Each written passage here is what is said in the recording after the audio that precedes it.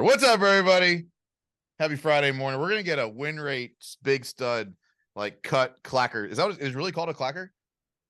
I don't know. A slate? That's what I It's call called it. a slate. All right, and we need a big stud slate, Mia. Write that down. Notate it. All right, guys, we're off to a killer start here. What number are we on? Are we at like 30 something now? This is episode 32 is what I've written down. Got it. Man, that's pretty cool. We're like, beyond almost 8 months now of doing this. What a great idea this was, Nate. I know. You're welcome. All right, dad joke, best part. Let's knock it out. Hey, Mike, what did the evil chicken lay? A deviled egg. Oh, he got one. Yes. Deviled egg.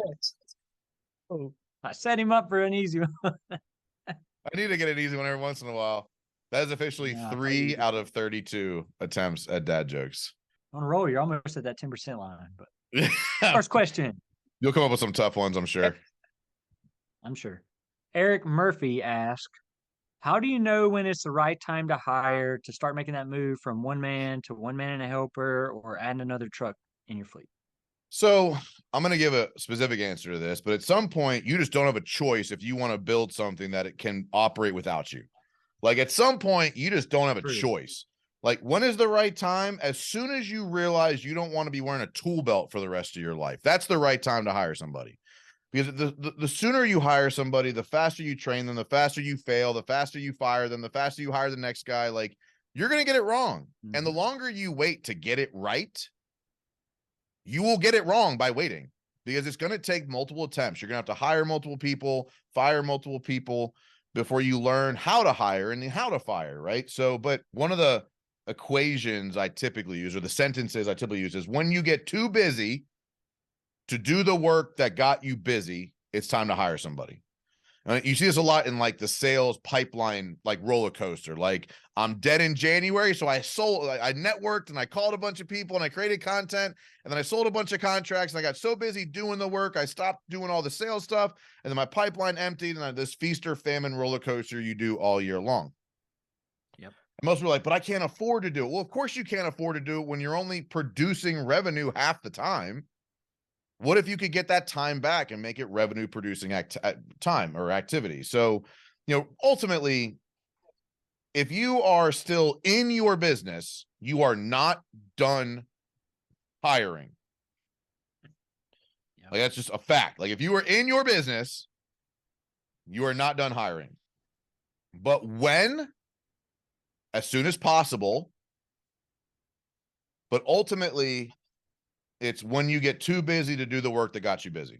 I think is my equation, my analysis on that, the way that I look at, coaching people through that process. But I'll tell you this, and I think, Nate, I think you've proven it. I think a lot of clients I've worked with have proven is you physically cannot calculate the value of the right person in the right role, whether it's the right time or not. People are always trying to find the perfect time. Find the right person, not the right time. You put the right person into your machine, they will almost always bring a return. Early on, before you've done this enough times, it can be difficult to see where that return is coming from. And anytime you make a hire, a process here to know whether or not it makes sense or not is to run a quick calculation on what would need to happen to get a return on investment of their salary.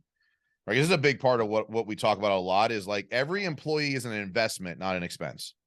I hate thinking of overhead specifically related to payroll as an expense, because it's an investment in a return. And if the investment into the payroll is not producing more money than it's costing you, either as a whole or by any individual position, it's not worth it. Then you either have the wrong people or the wrong machine or the wrong product or service. Something's wrong. But if you can hire somebody and calculate a pretty reasonable rate of success and it equates to a return on investment, do it sooner than later. Yep. What do you think? How did you go through it? How are you coaching on it now? You're probably coaching on it more than you're doing it at this point. I mean, a lot of guys, it's like, if you think you might need them a few months from now, now's the time to hire. Or 6 months from now, we're already on the hunt. Yeah. So, a lot of people, you're always hiring if the right guy comes along, is basically what I teach. Like, if you got your roles and responsibilities, if you find the guy that is like perfect culture fit, fits the role, like he will be worth his weight in gold. Like, he will make enough money that it makes sense. And so, I think you want to hire before you need the person too, so you got time to onboard and train, because it's like 90 days to roll them into being productive anyway. So Easily. I Yeah. find that more people often than not hire too late. I don't Yeah. find many people hiring too early. It's usually most people hire too late. Yeah, it's a lot easier to solve the hire too early than it is hire too late. Correct. But that's also why I hire on 90-day probationary periods a lot. It gives me the run rate to prove whether or not this person's going to get the return on investment that I was planning for. Because it's easy for them to, I don't want to say fake it, but oversell themselves in an interview process. But sure. Until you get them in, it's difficult to know whether or not they're going to be everything that they state they can be. So that's why I like the 90-day probationary period. But to your point, yeah, very rarely does somebody hire somebody too early. It's very, very commonly too late. For sure. Second question. Brian Bersick asked, what is the most important metric to track for a construction business? All of them. No, so I appreciate where Brian's questions coming from. Him and I have had conversations a couple times over the years. I'm not sure there is one, like one that really stands out amongst the rest. I think, net profit percentage is probably the one, right? Like if there was one to track, it's net profit percentage. But like, I mean, Nate, how many times have you seen a company at this point where like they can't even get an accurate report? Most. So it's like I don't want to sit here and say like gross profit or net profit is the top metric to track when like most companies we have worked with are incapable of producing an accurate report on that metric. And so is it the most important? Yes. Net profit's probably the most important to track. If you maintain 15% net profit, you're not going to go out of business. Right? No matter what's fucking up, if you can maintain 15% net profit, you're not going to go out of business. You may not enjoy the process. You may not be taking a lot home, but you're not going to go out of business. Correct. But I mean, what do you think? I mean, can you really have a metric as the one to track? No, because even just like, let's say all you had was net profit margin, like can't really, like the only decision that gives you is like, oh, I should stay in business. Yeah. Like versus I should probably close down. That's all. That's the only information that data points gives me. So it's actually not very valuable, right? It just says business should stay open. Good. It's irrelevant. You can't make any meaningful changes off a low net profit margin because you don't know what changes to make. I don't know.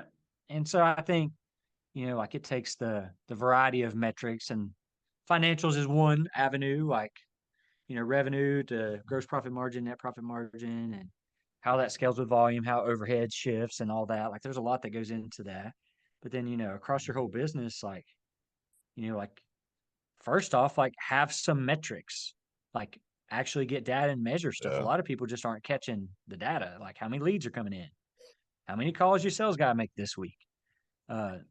Often people just don't have any data to make decisions with. So you kind of got to like start somewhere, pick something. Like a lot of guys, it's easy to start with their sales team and start figuring out what's the important metrics for like my sales guy.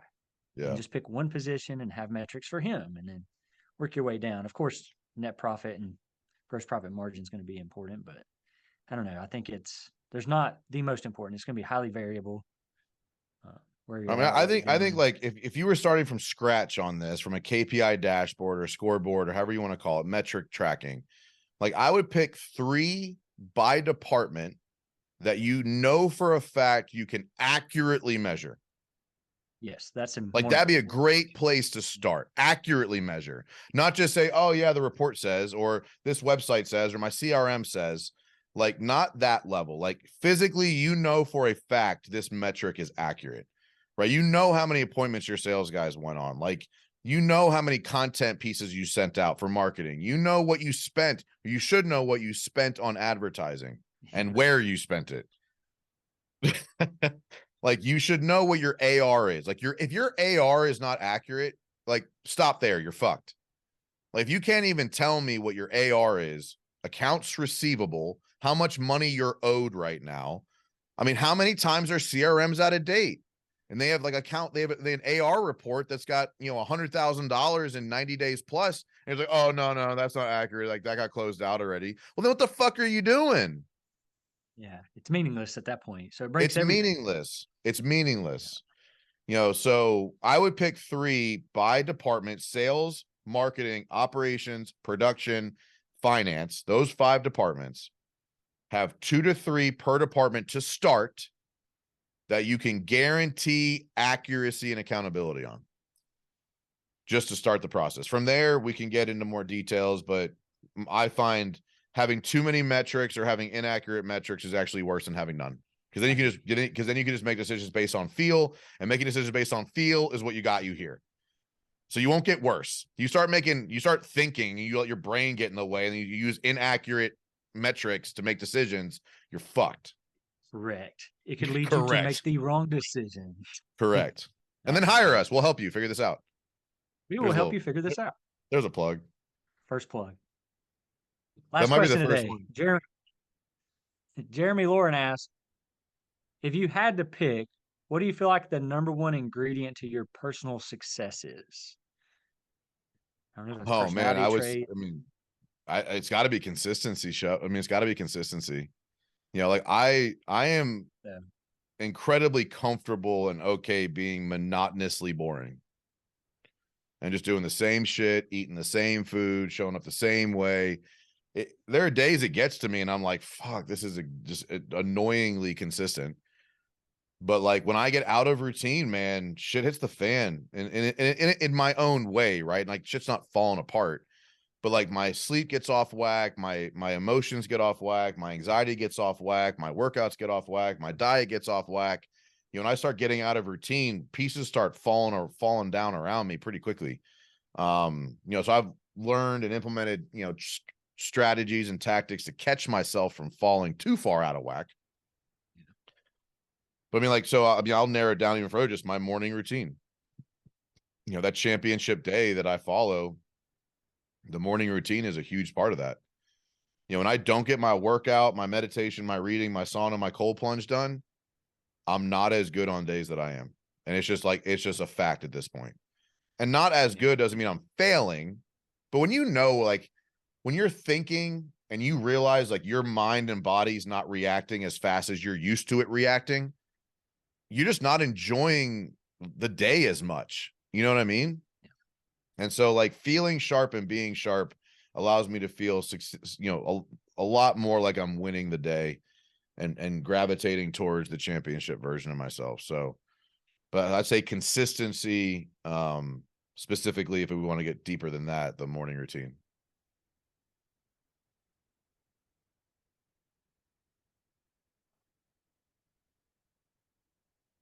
You're back. I think we lost connection for a second.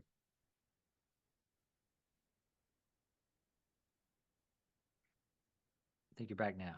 Can you hear me now? Yes. All right. We'll leave that temporary break in there. Just froze. Yeah, it got the audio on my side. So that was the last question, right? That was the last question. What do you think your success? What leads to your success, Nate? It's very similar to yours, like being willing to be routine and do the boring things over and over.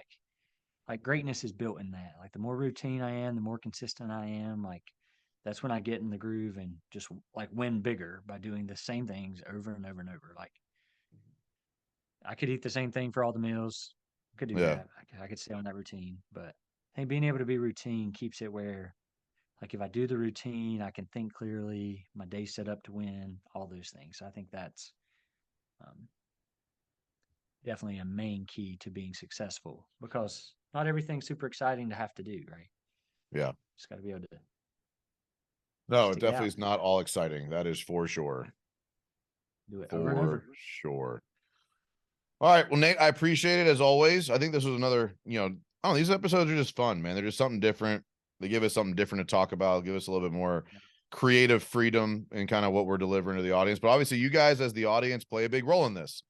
We try to track questions to the best of our ability, but obviously, we want to bring good, valuable, non-repeat questions. So send them in, DM me, comment on some posts I make on social media, get with Nate, get with myself, just get some questions in that you want to hear us answer, so we continue to deliver you the answers that you're looking for today, not something that happened 5 years ago. But always, Nate, I appreciate it. And you guys, you keep asking the questions and I'll keep answering them so that you can win fast and win often.